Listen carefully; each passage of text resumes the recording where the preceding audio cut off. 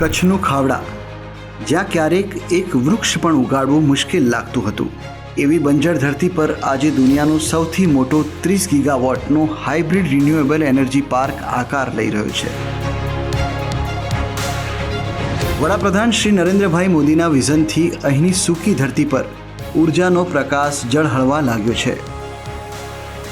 ખાવડામાં આપણા ત્યાં સૌથી મોટો રિન્યુએબલ એનર્જી પાર્ક બની રહ્યો છે અને એની જગ્યા તમે એક વખત તમે જોવા જાઓ તમને તેમ લાગે કે અહીંયા પગ મુકાય એવો નહોતો, પણ માન્ય વડાપ્રધાનશ્રીની દ્રષ્ટિથી એ આજે ગ્રીન એનર્જી માટે આખા ગુજરાતનું ગ્રોથ એન્જિન બન્યું છે.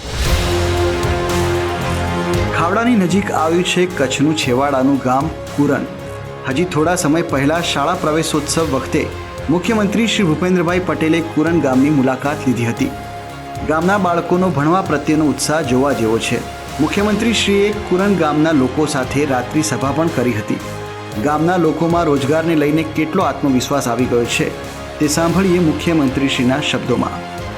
અને એની બાજુના એક ગામમાં હું કન્યા કેળવણી વખતે કુરન ગામમાં ગયો હતો. ત્યાં આંગાડી એ લોકોના છોકરાઓ ભણે છે, એ લોકોને ખેતી પણ છે, ત્યાં પાણી પણ હતું, પણ ખેતી સિવાય જો ખેતી ના મળે તો એમને એ લોકોની એટલો બધો કોન્ફિડન્સ હતો કે અમે ગમે ત્યારે જઈએ ત્યારે રોજના 1000 રૂપિયા લેખે આ ખાવડામાં અમારે ગમે ત્યારે જવાની છૂટ છે.